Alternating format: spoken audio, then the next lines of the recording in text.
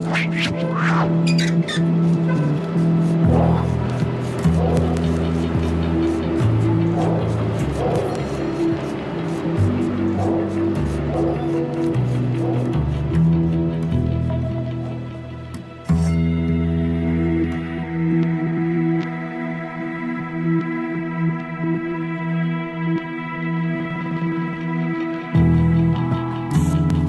consider myself an artist, but I'm a teacher. That's what I enjoy the most. I learned more from him than I learned from any other art teacher, basically, in this entire school. He's one of those teachers I will definitely remember because he really helped me out through a lot. He was the best teacher that we ever had in art. So I honestly think he would just jump in front of a bullet for us. Like, he loved us for real. I like to be outside, to draw with chalk, display my work in front of my building. I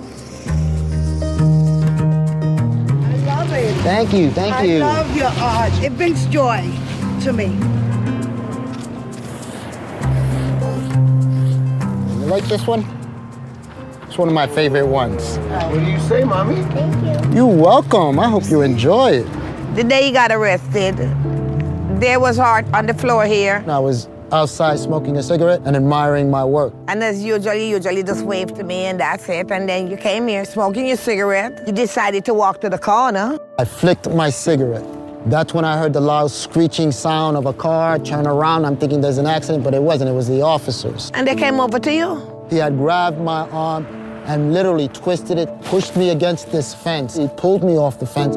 That's when I was falling over to the ground. He's actually forcing his hand, using foul language. I'm saying to myself, well, brother, don't know. He just came out the house. He runs over to this corner and grabs something from this corner. He was telling me the reason why I'm getting arrested was because I had a marijuana cigarette. And I kept on telling him, no, I was not smoking marijuana. I was smoking a cigarette. I go to school the following day.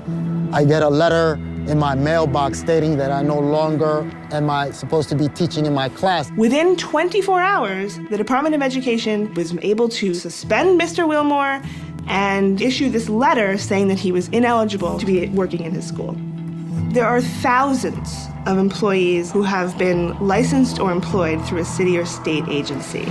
When those people get arrested, they are taken to the precinct by the officers and they are fingerprinted.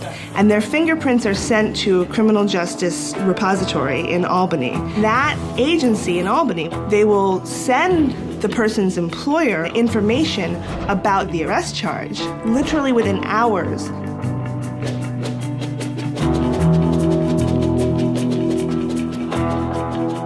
In some cases, people are immediately suspended or terminated because of just arrest charges. They have a list of serious misconduct. It particularly describes possession of marijuana as serious misconduct, despite the fact that the legislature does not even view that as a crime.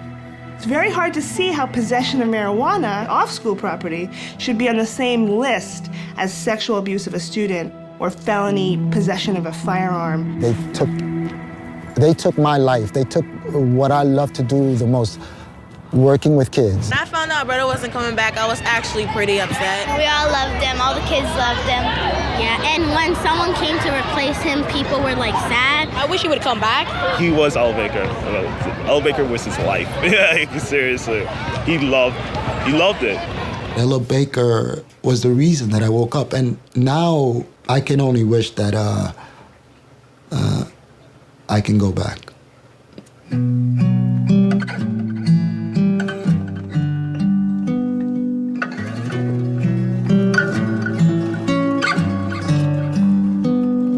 Police officers are charging our clients for possessing marijuana when our clients never possessed marijuana at all, when the marijuana was found on the ground, like Mr. Wilmore's case. But the most common scenario that we see is when police officers take the marijuana out of their pocket. The police are then charging our clients with misdemeanor marijuana possession charges. And in New York, possessing small amounts of marijuana is not a crime. You can only be charged if you are possessing the marijuana in public view. But it only came into public view after the police search. And so the police were in effect creating crime where there was none. They were manufacturing misdemeanor charges.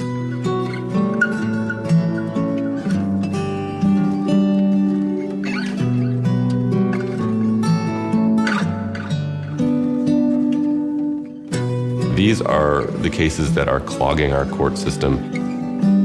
A marijuana misdemeanor is supposed to be brought to trial within 60 days, but 60 days can become 600 days. The prosecution will say that they're not ready to go forward with the trial.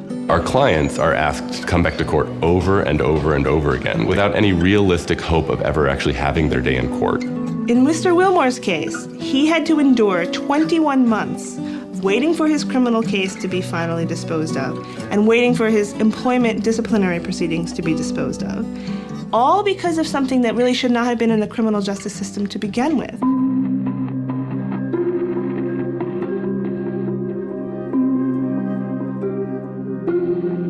I was to move to the district office. I'm no longer teaching, not having the opportunity of seeing the Yellow Baker students.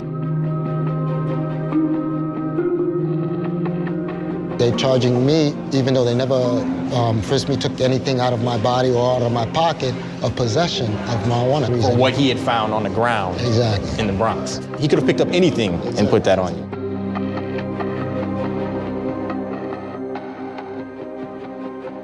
Lab report from the substance that he picked off the ground. It comes back as marijuana, but then like the crazy thing is it's like 0.234 grams. We're talking about all of the resources from the system that are going into the prosecution of you. Like, let's really just think about this. I'm thinking about it.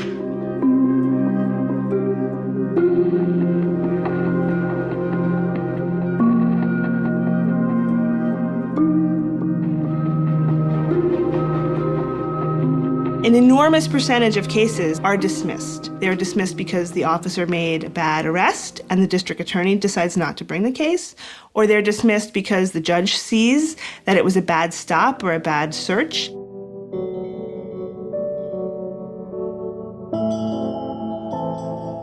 I hear those beautiful words. My case is now gonna be closed. I'm ready to call everybody up and tell them, listen, I'm coming back. I get a letter stating that further actions are going to be taken. I'm thinking to myself, wait a minute, how is this possible? My case is closed, everything is done. The judge told me. The Department of Education is still saying that he possessed marijuana in a public place and that he engaged in criminal conduct. Again, these criminal charges have been dismissed and sealed. They're also saying, well, you didn't notify us of this arrest that we told you we were notified of, and so you must be punished.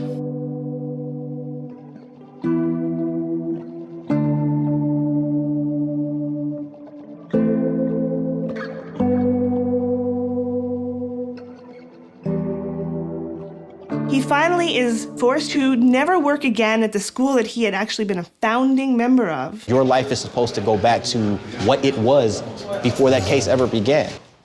You should be back in that classroom. Alberto was never found guilty of anything. Yet, per the DOE, he's sentenced. He lost his life's work as a result of an arrest. Not even a conviction, just an arrest. Frontline police officers are expected to make a certain number of arrests. Marijuana arrests, I think, are the easiest way to satisfy those demands. An officer can make hundreds of arrests over their career, and every single one of them could end in a dismissal, and that officer will never be disciplined. It's difficult to convince people that something as silly as a marijuana arrest can result in the loss of a job, deportation, eviction.